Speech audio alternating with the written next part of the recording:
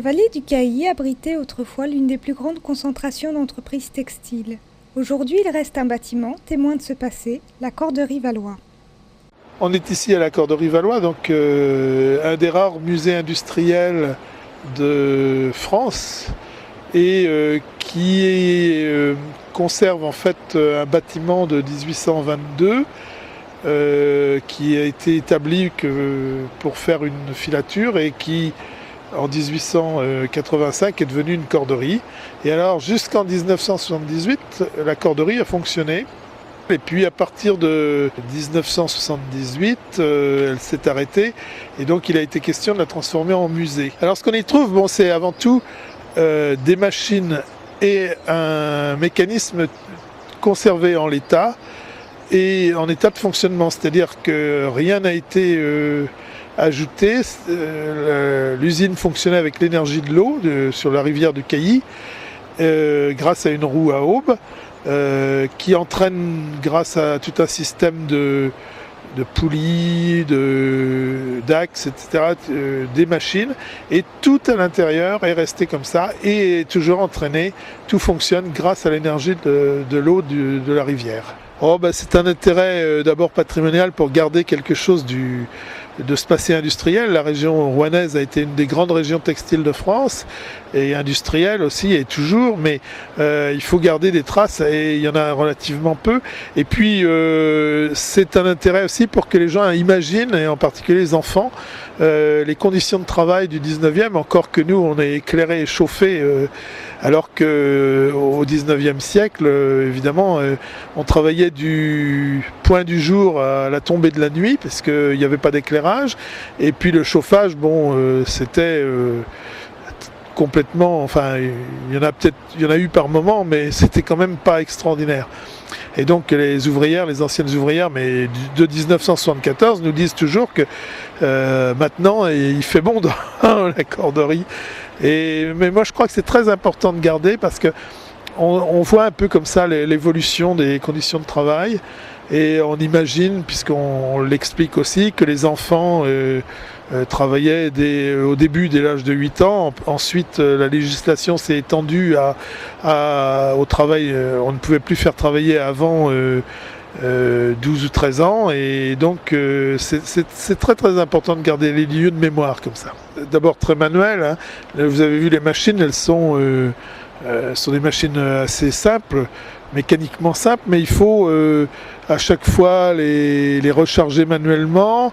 Il faut donc il y a des risques aussi avec les courroies. Vous savez, il y a les courroies, ça se prend dans les vêtements amples, dans les chevelures, etc. Donc il y avait toujours des risques, parce que les gens, il fallait travailler vite puisqu'ils étaient au rendement. Et donc on a ça a peut-être pas changé, mais on n'a pas de ces conditions de travail. Effectivement, elles étaient quand même dures.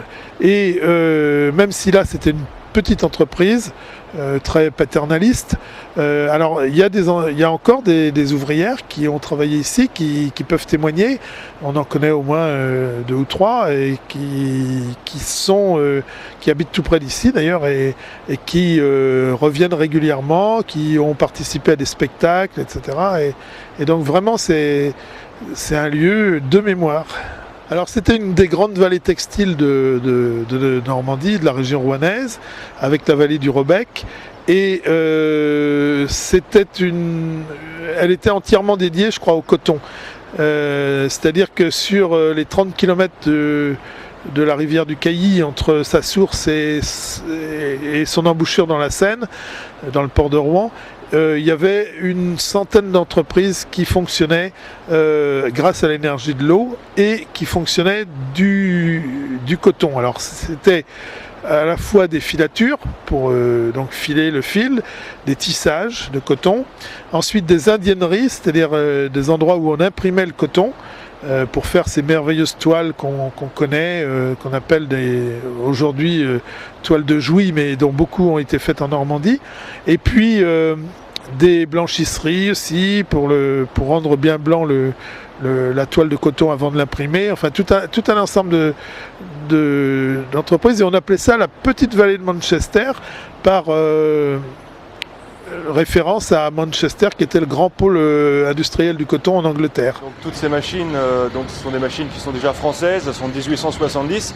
Sur ces machines sur lesquelles on fabrique ici de la tresse, on va fabriquer des tresses qui servaient par exemple à faire du lacet de chaussures, de la passementerie, également des mèches à briquet, qu'est-ce qu'il y a encore, on faisait des gaines autour des cordons de fer à repasser, des choses comme ça. Enfin, il y avait divers usages. En fait, aujourd'hui, il y a eu des machines qui ont été enlevées pour permettre le passage, l'accès au public.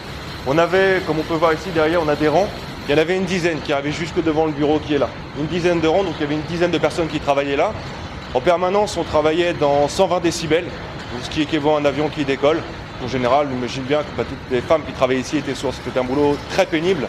Et il y avait aussi d'autres conditions qui ne sont pas évoquées. Donc il y avait le bruit, il y avait aussi les risques du métier, par exemple liés aux machines. C'est une machine par exemple qui ont fait des cheveux scalpés. Ici on pouvait se couper avec les ciseaux, glisser par terre à cause de l'huile et de la graisse car il y en avait partout. Les courroies aussi étaient très dangereuses.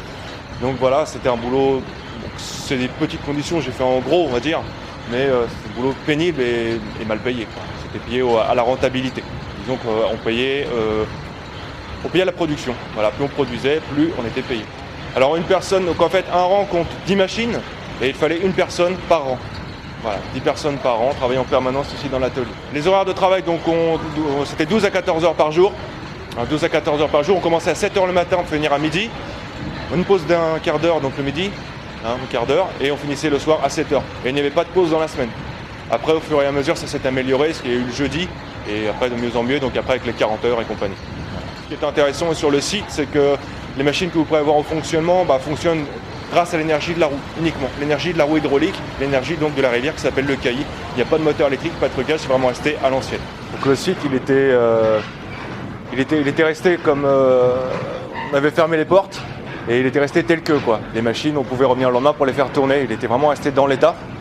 Et il a été conservé par son dernier patron qui s'appelait Monsieur Mellet, qui habitait juste à côté. Donc pendant que ça a été fermé, ça a fermé en 78. Et pendant tout ce temps-là, lui, il venait de temps en temps faire fonctionner les machines, il mettait la roue en fonctionnement pour éviter son envasement. Et il a permis aussi de sauver, il a surveillé le site, quoi. Donc c'est vraiment, heureusement qu'il était là, quoi. Donc les manières de la faire fonctionner, donc déjà au départ, il y avait mes collègues qui sont arrivés là les premiers, qui m'ont effectivement montré, ils m'ont appris la mécanique sur ces machines-là, les petites astuces. Donc ensuite, il a fallu lire aussi pas mal de livres pour égayer un peu le commentaire. Parce qu'on donne ici les commentaires avec la mise en route des machines.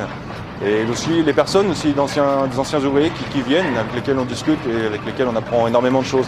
J'ai pu apprendre aussi un peu avec les 2 dernières ouvrières qu'il y avait là, qui sont encore vivantes aujourd'hui, qu'on voit de temps en temps. Mon rôle vis-à-vis de ça, c'est un peu continuer à faire vivre le site et un peu toujours faire connaître aux plus jeunes les conditions de travail, qu'est-ce qu'était le travail à l'époque, quoi. C'est ça surtout. C'est vraiment à voir, quoi. C'est un site extraordinaire, très beau site, des belles machines, une belle visite, et de temps en temps aussi des expositions. Non, à voir.